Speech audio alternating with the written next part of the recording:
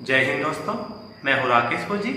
दोस्तों, आज की वीडियो में हम चर्चा करेंगे कि पैरामिलिट्री फोर्सेस के अंदर ज्वाइनिंग होने के बाद भी जब आपके डॉक्यूमेंट्स वगैरह वेरीफाई होते हैं तो कौन कौन से डॉक्यूमेंट वेरीफाई होते हैं, किस स्तर पे वेरीफाई होते हैं और वेरीफाई होने के बाद में कौन सी कमी होने के कारण आपको फोर्स से निकाल दिया जाता है।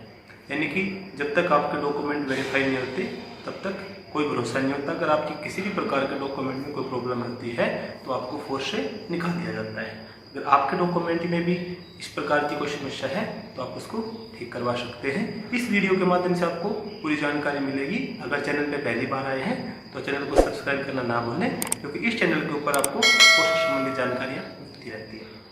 तो दोस्तों, अब हम बात करते हैं कि ज्वाइनिंग के बाद में सबसे पहले तो आपकी होती है पुलिस वेरिफिकेशन।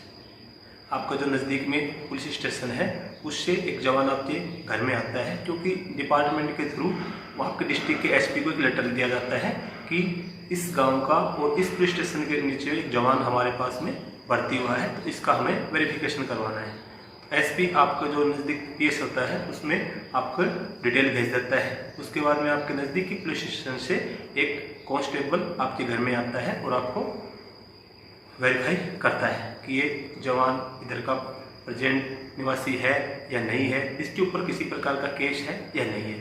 पुलिस स्टेशन से आपकी जानकारी आगे भेजी जाती है।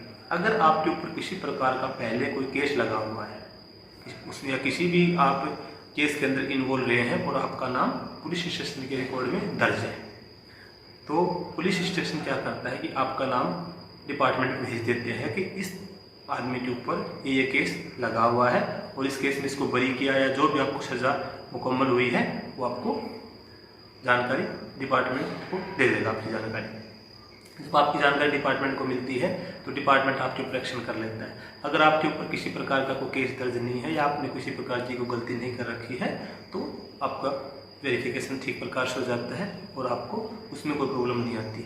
अगर आपके ऊपर किसी प्रकार का कोई केस लगा हुआ है और अगर उस पुलिस स्टेशन के रिकॉर्ड में दर्ज है तो आप जब ज्वाइन करते हैं तो आप उसके बारे में जानकारी दे दें कि भाई ये केस मेरे ऊपर लगा था और मैं इसके अंदर बरी हो गया था, ये मेरे ऊपर झूठा इल्ज़ाम था। हाँ, अगर पुलिस स्टेशन के अंदर आपका रिकॉर्ड दर्ज नहीं है तो कोई ज़रूरी नहीं है कि आपको वो बताया जाए, लेकिन अगर पुलिस स्टेशन में आपका वो रिकॉर्ड दर्ज है तो आपको जानकारी देना मैं उचित समझता हूँ।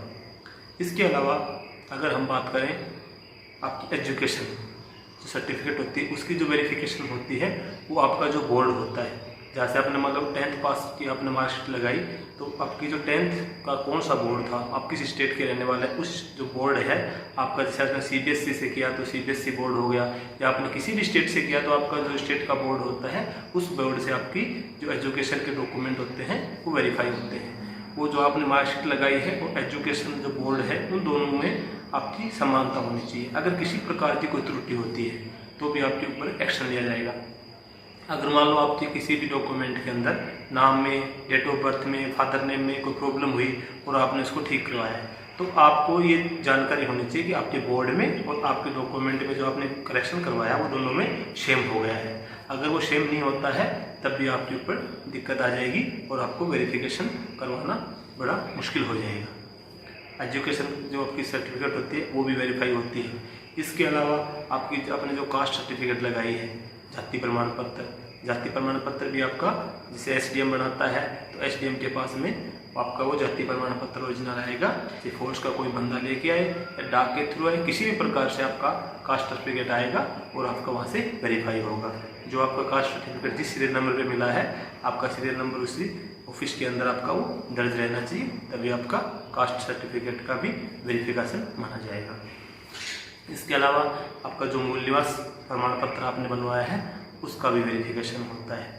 तो ये मेन डॉक्यूमेंट्स होते हैं जिनका वेरिफिकेशन होता है। इन डॉक्यूमेंट्स में आपको किसी प्रकार की कोई अगर समस्या है तो आप अभी से ठीक करवा सकते हैं ज्वाइनिंग आने से पहले।